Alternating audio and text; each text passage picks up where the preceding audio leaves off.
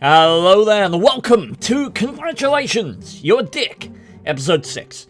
This is the series where I compile articles of assholery and I present them to you for your betterment or your enjoyment.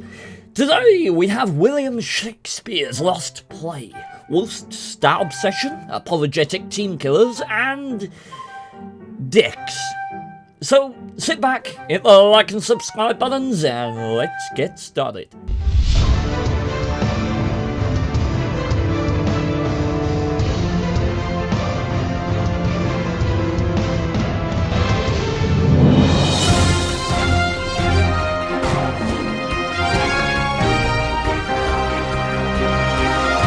Hello, I'm Dick Ermax, and welcome to the 6 o'clock news.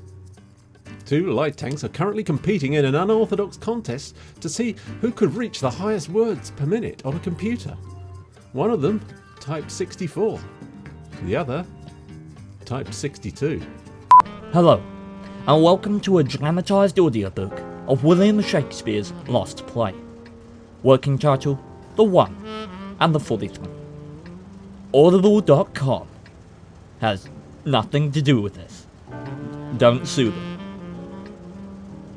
As the travelling lamp did hang loftily in the sky, blazing down upon the metal abominations yon did so tarnish God's pure earth below, the travesty known as Avanzaeus tooketh position to overlook and support yonder flank, at which hour what to his God-smacked eye should presenteth itself but an asshole setteth forth by vengeful gods upon the luxurious booty of the panther of Yag.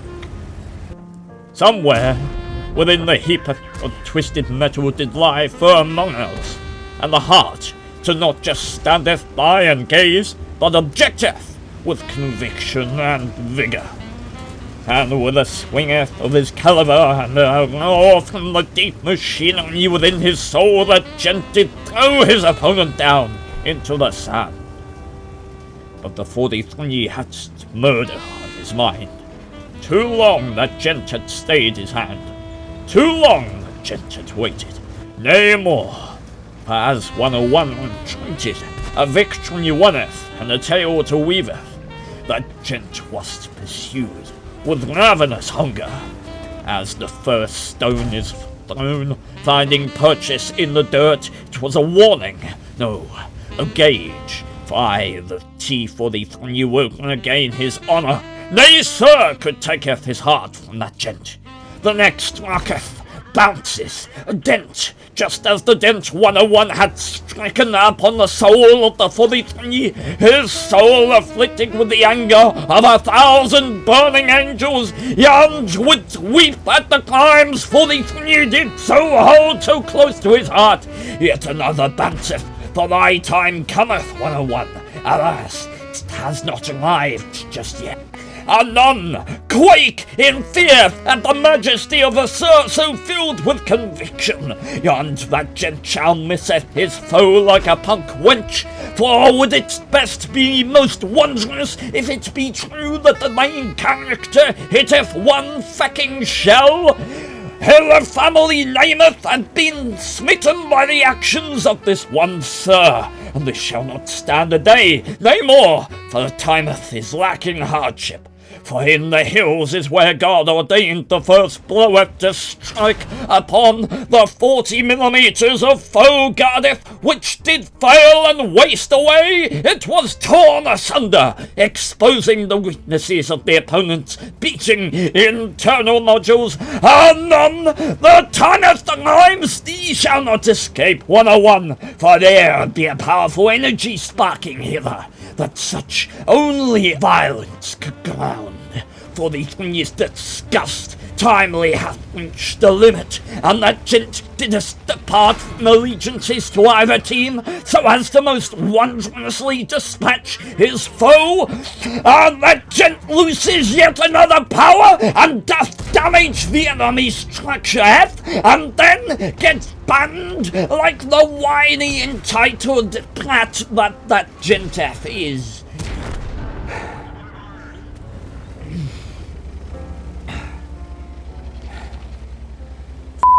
Thee.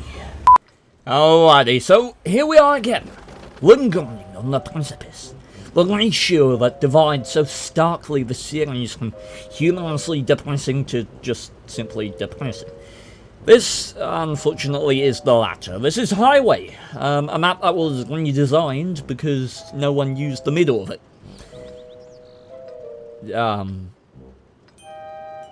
Yeah. Good job there, buddies. Anyway, your hosts, the bringers of bitchness, are none other than yours truly, Jadek and TARDIS. I basically went dumpster diving in my sea of old shash replays to find this particular article. I remembered it when thinking about the last one you play in this episode, which we'll have a plenty before then, however. Now, let's tackle it. This game with our minds, which is in all likelihood what we were doing whilst playing it, causing us to play the way we do. Now, at the start of this game, we could be forgiven for expecting some support from our two tier 9 mediums on this northwest flank, right? The enemy have no tier 9 mediums, giving us a tank advantage. However, a very short time into our ill-fated conquest of the flank, we actually realised that both of our mediums chosen to invest their time in the town. Right, well, alright, but with an IS-7 platoon with a Mil 15 and a Mil 1 and an SDI-2, 20 enemy light tanks, we are bound to be heavily outmatched at this point. So, we cut and run. We start preparing for the coming engagement, shooting down all the buildings inside the camp circle to make base defense easier. And you'd think this would have the byproduct of encouraging our TDs to fall back and make the defenses, but no. You see, they much rather spend their time yelling at us and dying than relocating and adapting to the game's needs. Now, with the help of my friend Hindsight... with the help of my friend Hindsight, I can say we may have been able to win the Northwest with good fire support from the ISU, the E3, the RT, some good work between ourselves. We may have been able to win. As it turns out, up there was an AMX 1375, a Bulldog, and a Mil 1, a Waffenschneider Panzer IV, Mil 15, and a Ferdinand on that flank. Whether we could have won it or not the point. Right? We decided not to invest overly, to risk less, to hope that with the efforts of our G9 mediums being added to the town, we can best their forces. Right? And adequately defend base at the same time. The point being, when playing World of Tanks, if someone is doing something, don't stand around moaning about it. Think about how you can best use that to your advantage. How can you still play an integral role in the game? Because I'm sorry, Sunshine, I really am, but most of the time, the game ain't just going to fall into your lap, right? There's information, however, clearly lost on the E3 and the RT, who still decide to invest their time raging at the decisions of their teammates. By the by, the enemy team have got the best out of the town, so we need to look at doing something. Right? We had the choice taken out of our hands. We can still win this with the help of the E3, but the E3 needs all its targets coming from the front to be effective, as it's got no side or any armor, basically. So we decide we're going to relocate, we're going to kill the Waffenschneider so that the E3 can then focus frontward. The M40, however, is so offended by the fact that we made a tactical decision that he kills me and then says, "Ups, sucker." Yes, well done, you shallow, pedantic dork. The E3, meanwhile, is still demanding that everyone reports us. Not report the butt pheasant that team killed me, no. Report the light tanks that didn't go and die. I honestly don't know what's worse, the entitled attitude that these people have to the game that makes them think they're owed anything by other players, or the fact that this E3 seems to genuinely believe that we committed an unpardonable offence this game. Of course, invite the M40 to come see this stream, and I'm not in the best mood at the time, so I'm somewhat passive-aggressive, but this is my favourite line. Yes, this guy seems to think he's destroyed something utterly precious of mine, my dear sweet stats. As we know, I am so heavily invested in my stats, I don't know if I'll be able to sleep tonight, thinking about my lost WA. I'm sorry. Can I get a quick montage of how much I genuinely don't care, please? Yes, again. Yes! Top Surprise, takes, cameras now! Oh my god! No! That bastard! Let's go, boys! Let's go! Hey, VK, how you doing, man? Nope, you're coming with us. Yeah, charge! Get VK trained, punk! Oh my god! Know how hard it is Three, to open a line. 2, Straight line with lag. 1, go!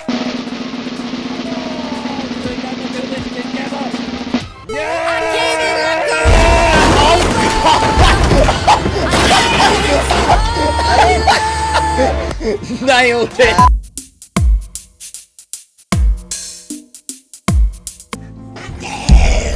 My statistics, my W8, my pressure.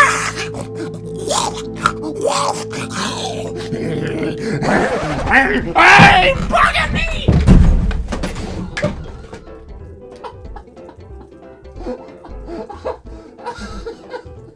Back to the break before our backs break. Indeed, under the weight of induced stress from that last one you play, which I am not liable for, just as a side note. Mountain Pass, a map with a very heavily established meta which only takes advantage of the undulations and knolls in its map design towards the end of the game, when victory is clear and passes are less obscured by lingering potential of imminent relocation from tanks that are almost certainly no more than 400 meters away.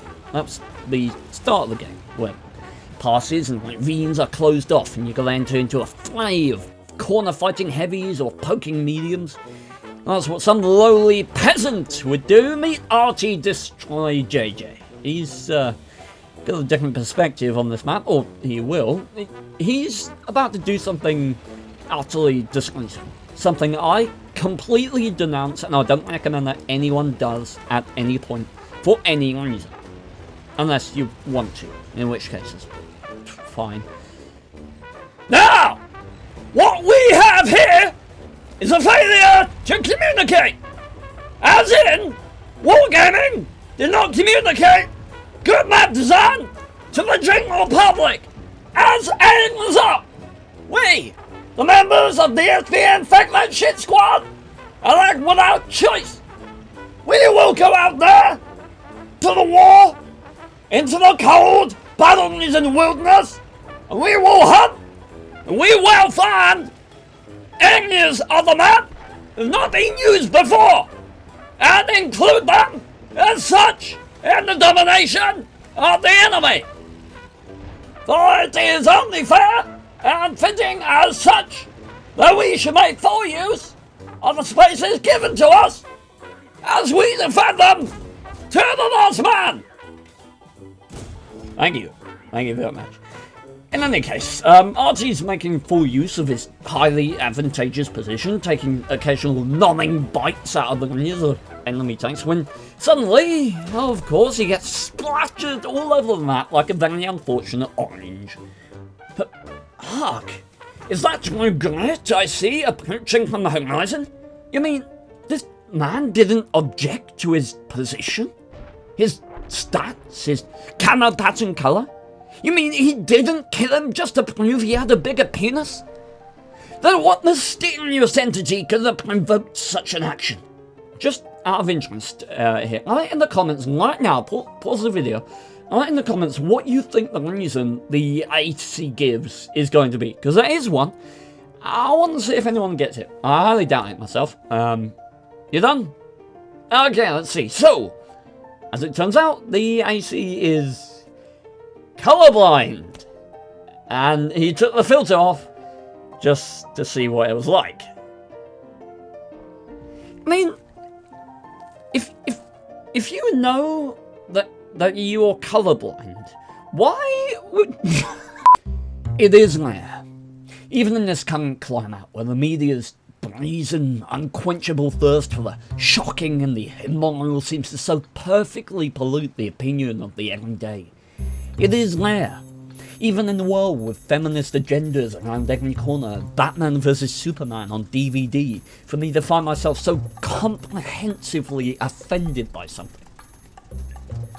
It's come to this point now, where the crass, helpless pursuit of online dickbags has led me to discover this. After which the colour flew from my cheeks. My stomach boiled up in irrefutable rage. And that'll serve as warning. So there's no penance that can be paid for these actions. These people may be the first featured thus far to be so undeniably below bar. The first to give me such an iron-footed moral standpoint as I commentate, futilely trying to inject humour into the barren, misshapen corpse that is this game. We're clear on what we're preparing for. Alrighty, meet Manticore Gaming. He's been featured once before in episode 20, I believe, although only as a bystander to adjacent douchebaggery. And just so we're clear here, do make note of the names of these lint lickers so that you can take out a restraining order as soon as possible. Now, Wedge, the blessed map when seen from the perspective of the Scorpion favouring long-range hit-point haggling with 0.20 accuracy, which is just phenomenal. So, of course, he sets himself up in oblivious anticipation of Herpicus McDurpington showing his pretty face in the distance, when all of a sudden he's set upon by both of the SU-100. Why, God, why do I have to see this replay again? And he's getting shoved around like a tier 8 41-ton toy. Manticore, bless his soul, kindly asks his team to report these douche nuggets, and then evil has triumphed, because good could not be asked. This is exactly what the SUs were after. And of course they're not going to help him out. No, because they're not finished. Sorry if you thought that was it, but ye have no faith in thou art holy in gods. No, they then start attempting to do the exact same thing to the SU-152. Actually end up converting him into team killing one of them. And then, a short while later, levelling in their assiduously negative impact on the game, they die, leaving their repugnant stain on this game in the form of Manticore's offended silhouette, which does make me smile a bit, the fact that on his side, in the middle of the open, he still survives longer than both of those insufferable dick blimps. The thing that makes it so bad, the thing that would keep me up at night if I was a very, very sad man, which I am, is how completely and utterly malicious their actions were, right? I'm not so naive as to imagine two men sat in a dark room with twiddly moustaches and a white cat. I imagine they were having a great time, laughing like entitled schoolgirls at the hilarity of the situation, at the expense of Manticore. I doubt they gave a second's thought to it. I doubt they feel morally compromised by it, but you know what? They should. I don't care how much fun you're having. When that fun comes from malicious action against random people that aren't in on the joke and are just trying to play the game, you've gone too far. You need to check your damn privilege, because your fun is not so important that it should come at the expense of other people's enjoyment of the game. The fact that these idiots at some point thought, hey, let's ruin this guy's game, it'll be fun, that saddens me. Similarly, the fact that these guys are good players. They know the moves. They played this game. They know the ins and outs, the ups and downs, the stressful, inter-emotional rollercoaster that is World of Tanks, and they still behave like this. And I can rant on to the heat death of the universe about moral codes that I uphold myself to, but believe me, part of me actually wants to. But by any standards, without question, in this game, these two behave like complete twats. But it's okay, guys, it's okay. You know why? Because I have this. You know what this is? This is a device. And what it does is this. It creates whatever you want. Whatever you most want in the entire world, this machine creates it for you, right here, right now. And I can't think of a time in my life in which I have needed this invention more So I'm gonna activate it and wish me luck. Oh my god, it's working! I can't wait!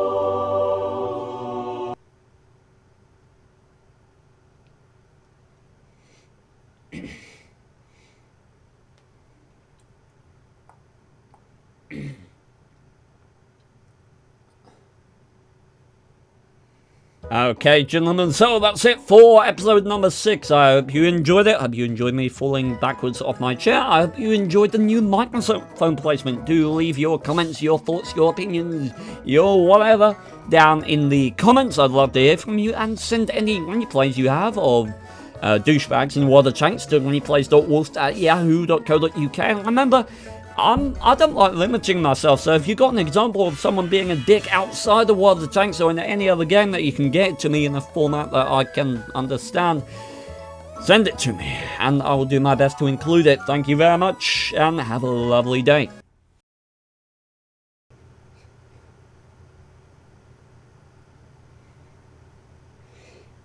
Nice penis. Oh no, come back!